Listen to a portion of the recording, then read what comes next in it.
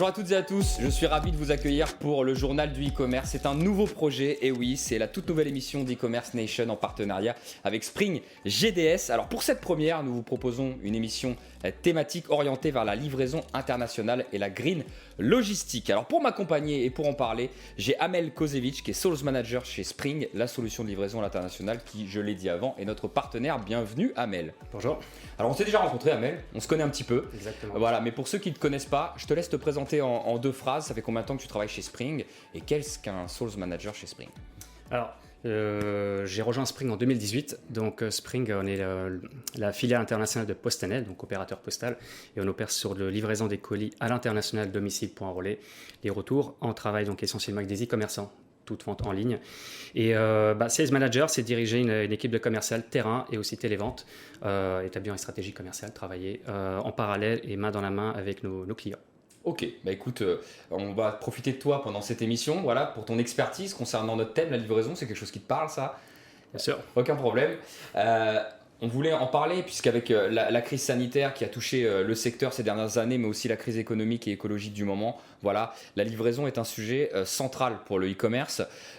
Donc le thème et la question qui va avec, c'est quelles sont les meilleures pratiques pour satisfaire ses clients en ce qui concerne la livraison à l'international. Alors pour y répondre, on aura 4 thèmes ensemble, Amel. On va commencer avec l'actualité en chiffres. Ensuite, ça sera un visuel ECN avec des dates clés, voilà, sur l'e-commerce international, la tendance, la green logistique. Alors tu vas pouvoir nous donner une définition aussi de ce que c'est.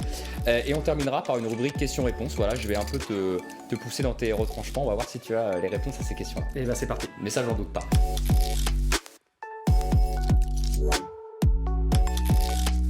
On va commencer avec cette première rubrique, avec l'actualité en chiffres. Le chiffre est le suivant. Voilà. Selon la FEVAD, en 2022, 80% des e-acheteurs se font livrer sans se déplacer à domicile. Et malgré cette forte dominance, 7 acheteurs en ligne sur 10 ont également utilisé le retrait de leur colis dans un lieu tiers, que ce soit point relais, bureau de poste, consigne ou directement en magasin d'enseigne.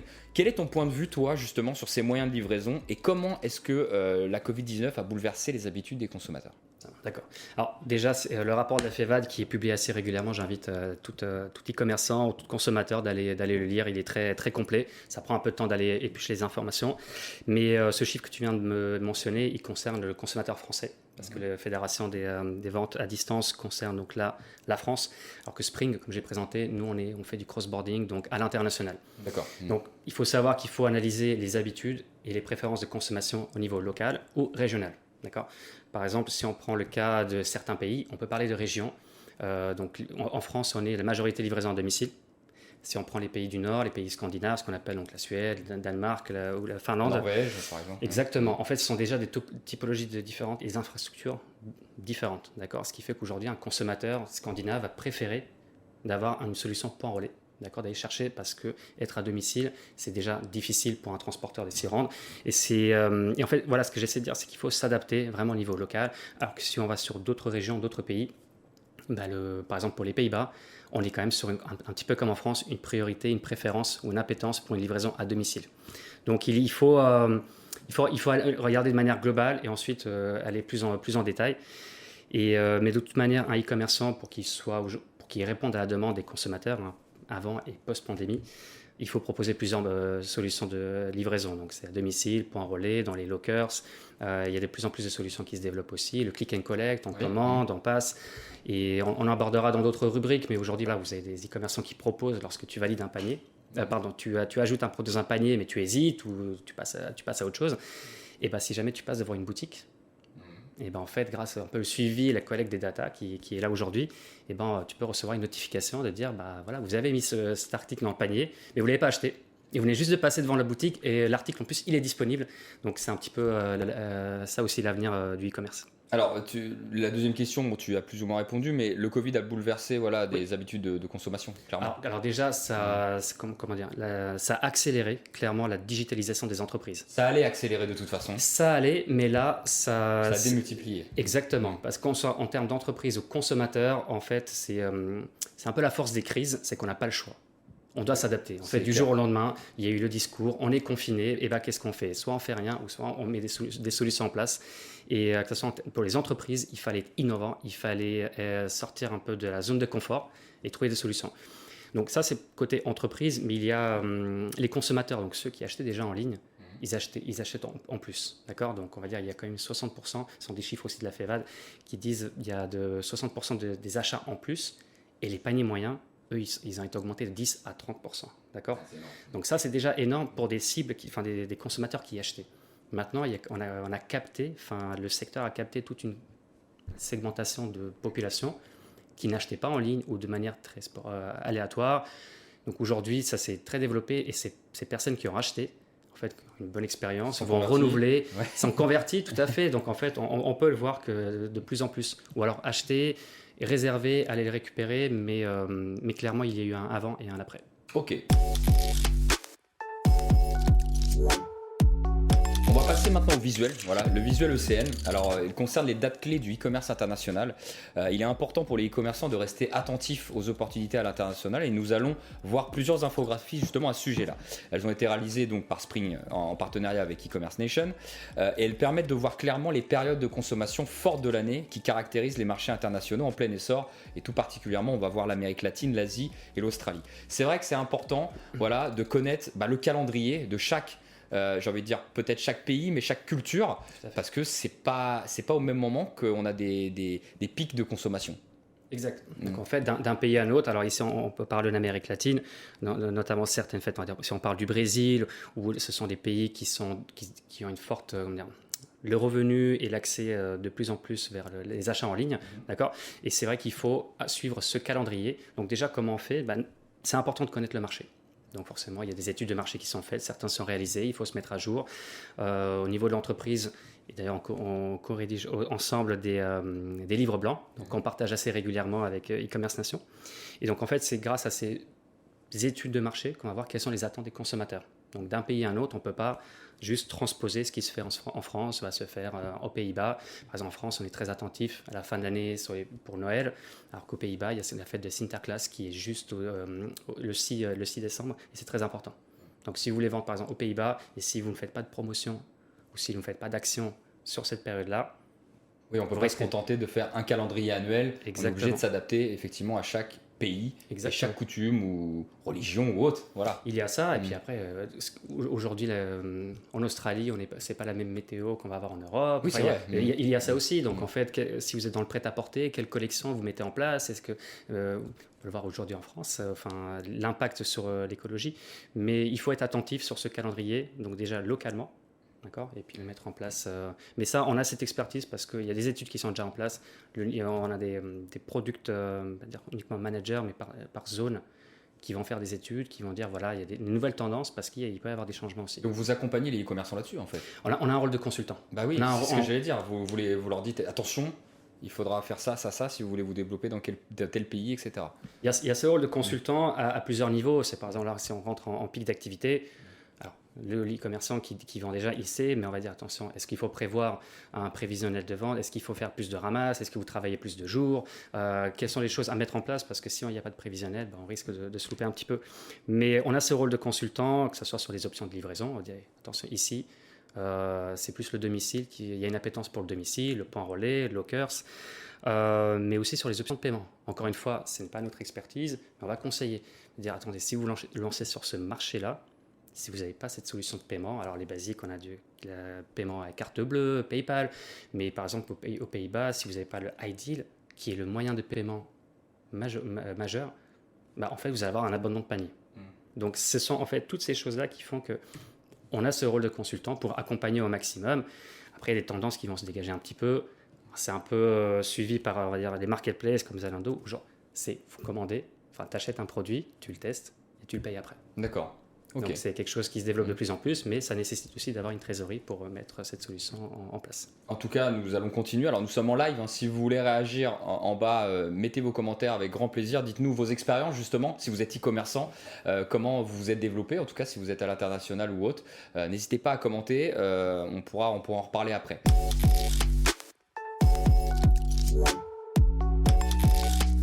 On va continuer, Amel, avec la tendance, c'est la green logistique. Alors, c'est un mot, un mot fort. Nous parlons beaucoup en ce moment de green logistique, mais c'est aussi un sujet d'actualité chez Spring. Est-ce que tu peux nous le décrire? Qu'est-ce que la green logistique et qu'est-ce que ça donne chez Spring? Alors, première chose qu'il faut éviter, c'est le greenwashing. Parce qu'on s'est tous un peu emparés du mot, mais pas du sens. Et je vais découler des projets qu'on met en place. Mais il faut savoir que lorsque vous travaillez aujourd'hui sur des projets, parce qu'aujourd'hui on va travailler déjà sur la compensation du CO2, donc l'ensemble de nos expéditions sont neutralisées en CO2, mais c'est surtout de présenter sur quel projet on va travailler, qui sont certifiés et vérifiés. Parce qu'aujourd'hui, il y a un marché parallèle, c'est triste à dire, qui se crée. C'est que vous allez travailler avec une entreprise, dire écoutez, je pollue tant, parce qu'on pollue. Voici le taux de CO2 en tonnes, le tonnage que je pollue. On échange ça contre des crédits pour investir sur des projets, d'accord ? Et des fois, vous allez sur place, en fait, il n'y a pas... Il ne se passe rien. Okay. Il ne se passe rien, donc ça existe, hein, c'est quelque chose de connu. Donc c'est déjà important lorsqu'on parle de la green logistique. Ok, c'est bien d'avoir des certifications et on le propose à l'ensemble de nos clients, mais de savoir en fait quel est le projet derrière, est-ce qu'il est certifié, est-ce qu'il est vérifié et qu'est-ce qu'il y a concrètement. Mais aujourd'hui, bien sûr que c'est un sujet d'actualité parce qu'on est tous concernés. C'est pas, si tu penses un petit peu à cette année qu'on a eue en 2022, bien sûr. Tu prends cet été, tu prends un peu l'automne, des pics de chaleur jamais enregistrés en France, de la sécheresse. On a vu aussi des inondations, mais pas juste en France, en Europe, on a vu des feux de forêt. Il y a un impact. Donc en fait, on se rend compte qu'aujourd'hui, c'est pas juste quelque chose de bien d'avoir. En fait, on est dedans. Ouais, on est concerné. Et même, je dirais même la génération Z, aujourd'hui, on pourrait dire ils sont très jeunes, mais pas du tout. Ils ont même davantage de sensibilité. J'ai l'impression, ouais. Et de conscience. C'est-à-dire qu'aujourd'hui, lorsqu'ils vont acheter un article en ligne, c'est de voir quelle est un peu l'origine, est-ce qu'il y a un peu une traçabilité. Même aujourd'hui, il y a des études qui le prouvent qu'on est prêt à attendre quelques jours en plus. Mais si la livraison, elle se fait de manière, on va dire, plus durable, avec les moyens du bord. Donc il y a ces choses qu'on met en place, mais et puis il y a une prise de conscience, même nous, en tant que prestataire et de transporteur, on se rend compte qu'en fait, est-ce qu'il y a toujours un besoin d'aller plus vite ? Est-ce qu'aujourd'hui, lorsqu'on va sur des marketplaces, pour pas forcément les nommer, mais que ce soit française ou internationale, lorsqu'on valide un panier aujourd'hui, est-ce qu'il y a une nécessité d'être livré dans la soirée, le lendemain même ? Est-ce que tout est urgent ? Est-ce que tout est aussi important ? Je te dis ça, mais il y a quelques années, pour promouvoir aussi l'entreprise et même pour accompagner les e-commerçants un peu pour tout ce qui est période de Black Friday, Cyber Monday, alors on disait, écoutez, on vous offre les frais de transport. Sur un grand volume, ça se chiffrait rapidement pour qu'il y ait de plus de ventes. Mais avec un peu de recul, on s'est dit, est-ce que c'est quelque chose de durable ? Est-ce que c'est une bonne chose, une bonne pratique à mettre en place ? Donc voilà, on se pose aussi des questions. Mais bien sûr on en parlera un petit peu plus tard aussi, quels sont les différents projets en interne qu'on dit au-delà de l'actualité.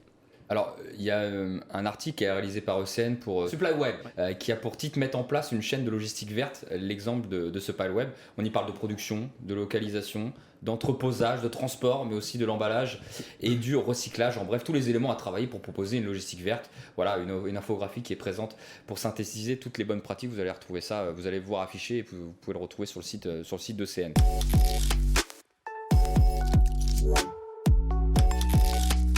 On va déjà passer aux questions-réponses. Oui. Ça passe vite, hein, vite. C'est un peu le... Alors, c'est pas des questions pour piéger, c'est évidemment des questions pour informer.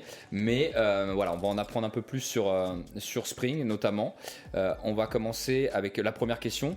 Nous voyons de plus en plus de consommateurs être sensibles à la livraison du dernier kilomètre. Tu l'as évoqué tout à l'heure. Quel est ton avis sur le sujet et que mettez-vous en place concrètement chez Spring pour y répondre ? On va déjà reprendre un peu le slogan de l'entreprise qui, en anglais, mais en français, c'est « nous écoutons, nous inspirons et nous livrons ». Donc il faut déjà être à l'écoute des tendances, de ce qui se passe sur les marchés, mais qui concerne le dernier kilomètre. Mais donc en fait, on développe des solutions qui répondent à la demande aussi des clients selon les zones.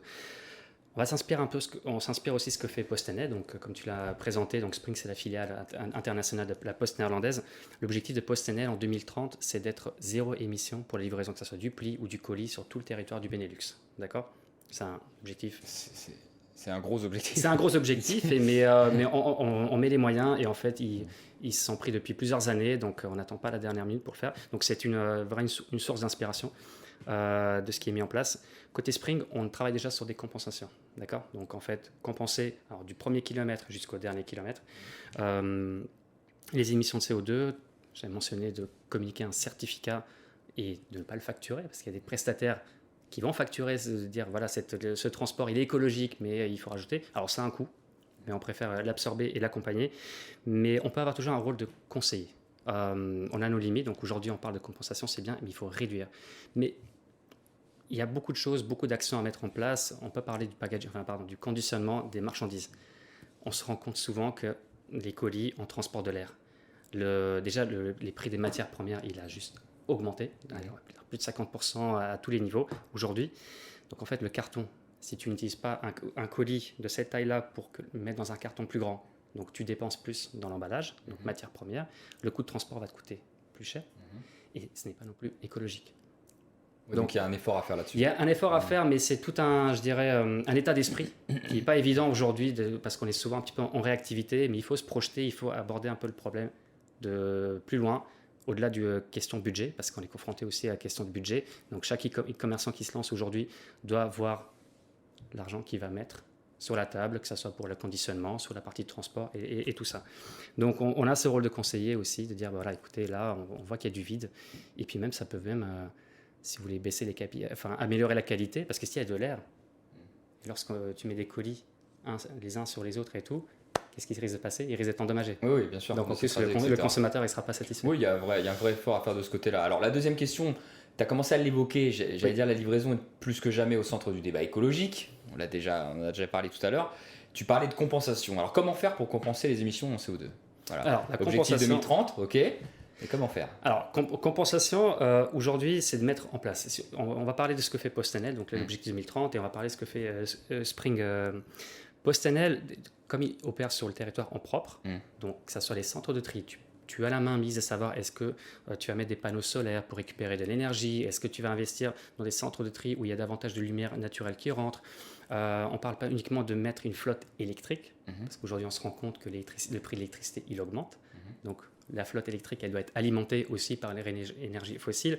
Donc, on met en place à plusieurs niveaux. Ça peut être aussi dans les bureaux. Est-ce qu'aujourd'hui,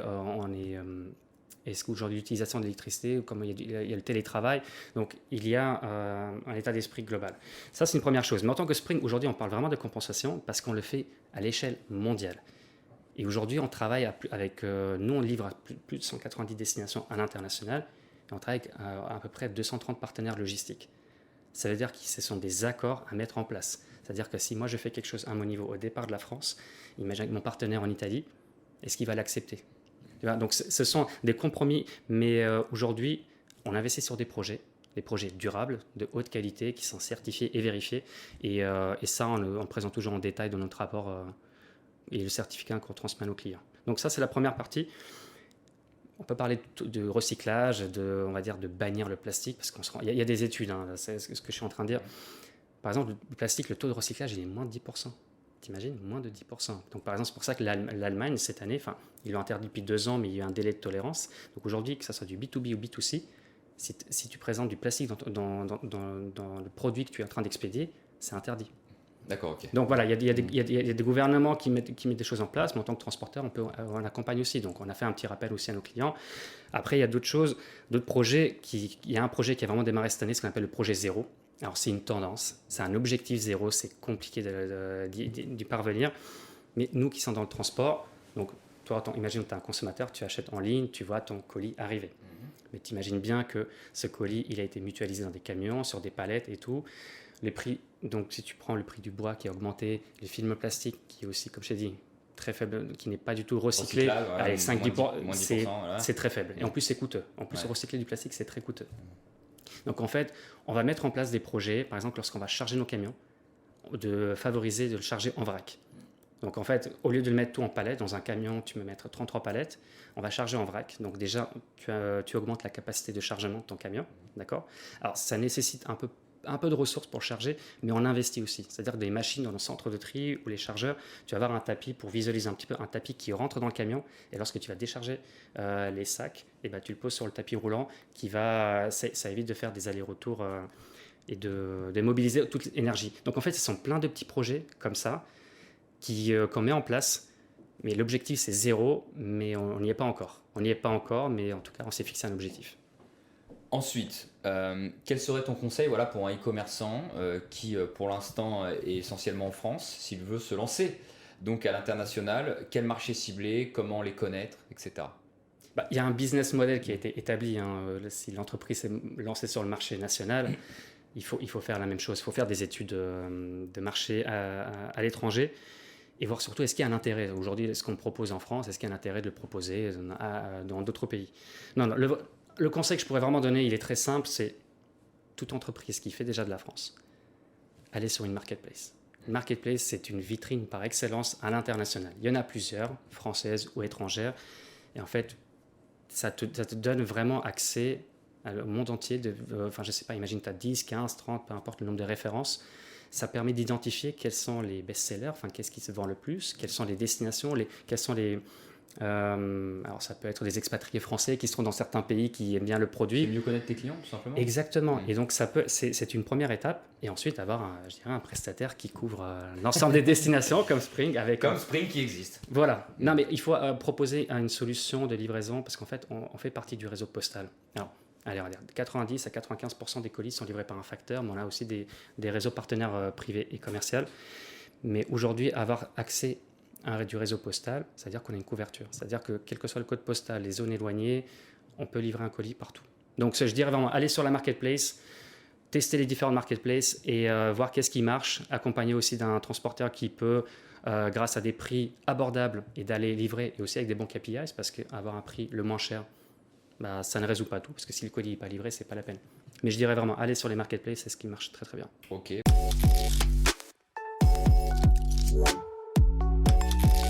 On va conclure sur cette dernière question, qui est une question un peu de conclusion et de rappel de tout ce que l'on a dit pendant l'émission. Si vous avez loupé, c'est le moment d'écouter. En tout cas, avec, pour toi, quels sont les challenges auxquels les e-commerçants devront se confronter à l'avenir? On a parlé d'écologie, on a parlé de tout ça, mais voilà, ta vision là-dessus. Ah, il y en a beaucoup. Il y a beaucoup de challenges. Essaye de synthétiser en tout cas. Alors, je veux dire, aujourd'hui, parce qu'on parle beaucoup de vente en ligne, mais il y a quelque chose qui revient souvent, c'est l'omnicanal. D'accord ? Donc aujourd'hui, tu as beaucoup d'entreprises qui ont démarré par des ventes physiques dans les boutiques et qui ont ouvert ensuite un e-shop et qui se sont dit « Ah, ça marche bien ». Mais tu as aussi l'effet inverse des entreprises qui font essentiellement de la vente en ligne et qui ont créé un store par-ci par-là pour donner un peu de visibilité ou promouvoir un peu une expérience client vraiment à 360. Mais il y a beaucoup de tendances. On peut parler des réseaux sociaux, par exemple. Aujourd'hui, tu as des réseaux sociaux sur lesquels tu peux acheter, consommer. Enfin, il faut être présent. Et j'ai parlé aussi des marketplaces. Donc, vraiment avoir un peu cette vision omnicanal. Ça, c'est la première chose. Forcément, celle qui nous concerne, on va dire expédition et logistique. C'est aujourd'hui, on l'a vu pendant la pandémie, que la supply chain, elle est fragile. C'est-à-dire qu'en fait, s'il y a un maillon de la chaîne qui est défaillant, ça ne suit pas. Et il y a un gros impact. Et on se rend compte aujourd'hui de plus en plus qu'il faut proposer une multitude de services. Donc nous, on parle du dernier kilomètre, mais aussi pour accompagner des clients. Par exemple, aujourd'hui, on propose aussi, on parle de 3 PL, 4 PL. L'avenir, c'est aussi 5 PL. Tu vois. Et par exemple, aujourd'hui, dans le cadre d'un client, on propose grâce à ce client à d'autres clients aussi en Allemagne, on fait du picking, tout ce qui est un peu fulfillment, de préparation de commandes, expédier, contrôle un peu de gestion de stock. Donc en fait, ça va s'élargir. Il faut avoir une multitude d'options et de solutions à ce niveau-là. Donc ça, c'est un des challenges. On n'aborde pas souvent, c'est la sécurité. Lorsque tu es sur Internet, on peut parler des RGPD et tout, mais la sécurité des données, lorsque tu achètes en ligne, ça veut dire que tu communiques tes données, solutions de paiement, mais tu communiques aussi tes informations à toi, l'adresse de livraison, l'adresse de facturation qui est généralement la tienne. Et il faut investir beaucoup sur la sécurité. Parce que on va y venir sur les solutions de paiement qui sont importantes, mais la sécurité, protection des data, est très, très importante. Parce qu'aujourd'hui, je pense que si tu vas sur un site internet et que tu ne te rends pas compte qu'il est assez pour toi, assez sécurisé, est-ce que tu vas aller jusqu'au bout? Est-ce qu'il n'y a pas un risque qu'il y a un abandon de panier? Bien sûr, évidemment. Si tu as un doute, tu ne vas pas, ça c'est sûr. Donc, mais ça serait dommage de ne pas investir sur la sécurité et pourtant tu as le bon produit et tout ce qui suit. Tu parlais des paiements. Ouais. Les paiements, c'est très important. On peut dire qu'il y a une démocratie de la carte bleue, tout le monde la possède, mais selon certaines destinations, on l'a vu comme Ideal, tu dois proposer le paiement vraiment adapté. Et puis il y a des méthodes de paiement qu'on oublie. On ne parle pas trop de la crypto-monnaie parce que voilà, ça fluctue et tout, mais peut-être dans certaines destinations, il faut le proposer. Proposer des solutions par PayPal. Ensuite, comme je t'ai dit, parler de j'achète aujourd'hui, mais je le paye 14 jours plus tard. Ça me laisse le temps de tester le produit. C'est un peu ce que fait Zalando, mais d'autres e-commerçants qui suivent la tendance. Tu as d'autres marques à me citer pour pas ne citer que Zalando. Oui, par exemple La Redoute, Voilà. parce que, qui est une marque en propre, mais aussi une marketplace. Aujourd'hui, il y a beaucoup de marques qui se transforment aussi en marketplace, qui vont proposer ça. D'accord. Donc, c'est pas juste proposer paiement 3 fois, 4 fois ou 10 fois, mais ce sont c'est un peu l'avenir. Okay. Donc, il y a ça. Forcément, on parle du RSE et vraiment, je terminerai là-dessus parce que c'est très important d'avoir des solutions de tout ce qui est durable, pas seulement la livraison, parce qu'on parlait de la green logistique, mais aussi des produits. Est-ce qu'aujourd'hui, je pense qu'il y a une vraie prise de conscience et de sensibilité lorsque tu achètes quelque chose, de dire, OK, où est-ce que c'est fabriqué, de quelle matière, est-ce que je l'achète pour le jeter 3 semaines plus tard? Et en parallèle, je pense qu'on n'a pas trop parlé dans cette émission-là, c'est le marché d'occasion, le marché de deuxième vie, troisième vie. Voilà, tu vois, par exemple, on peut en parler. Je sais que je parle beaucoup de marketplace, back market. Ça marche très très fort. Vinted, par exemple. Back market qui est devenue la licorne française la plus comment dire, valorisée. La plus valorisée. Ouais. Tu vois. Et c'est quelque chose. Il y en a d'autres. On peut parler des vestiaires collectifs parce que c'est de la mode de luxe, mais qui redonne une deuxième vie. Et on peut en parler dans l'électroménager. Ça, il y en a déjà eu pour pas citer forcément des marques, mais c'est quelque chose qui marche de plus en plus et vers lequel on va tendre davantage. Donc il y a aussi, pour ceux qui veulent se lancer un petit peu... Proposer une deuxième main proposer, mais tout à fait. Mais c'est possible, en tout cas. Ce qui est possible, oui, c'est sûr. Si tu veux proposer des vêtements qui sont déjà usés... Ça existe aussi, mais c'est pas évident. Ça existe, mais tu dois mettre un filtre dans quel état se trouve la marchandise. Mais on va dire, quel que soit le secteur, et parce que c'est des vraies questions qu'on se pose. Est-ce qu'il y a la nécessité, comme je te disais, de tout être livré sous 24 heures, ou est-ce qu'un téléphone aujourd'hui, si c'est juste l'écran ou la batterie qui ne marche pas, ou s'il a déjà été dans les mains de quelqu'un et qu'il est bien retouché, bien repréparé derrière avec une garantie, c'est ce que fait par exemple Back Market. Ouais. Mais voilà, pour citer aussi d'autres, de plus en plus de marques, de marketplace proposent ça. Donc c'est vraiment, je dirais, un peu les challenges, mais aussi une idée de business model de ce qu'on peut proposer à terme. Bon, bah écoute, je pense que tu as répondu à cette question. Voilà, il y a beaucoup d'enjeux, il y a beaucoup de choses à voir. Donc merci beaucoup Amel Kozevich. Je te rappelle que tu es Sales Manager chez Spring. Et puis merci pour tes conseils d'expert pour cette émission. C'était une toute nouvelle émission. En plus, c'était le premier épisode, donc ravi de t'avoir eu avec moi. C'était le journal du e-commerce. Voilà, c'était, comme je le disais, le premier épisode. J'espère que ça vous a plu. N'hésitez pas à commenter et à nous donner votre avis, à dire s'il y avait des choses que vous auriez aimé entendre en plus de ce qu'on a dit, mais je pense qu'on a été assez complet sur ce premier épisode. Voilà, je rappelle, c'était la livraison et notamment à l'international. Voilà, on en a terminé et on se dit à très bientôt, voilà, pour un nouvel épisode. Salut tout le monde.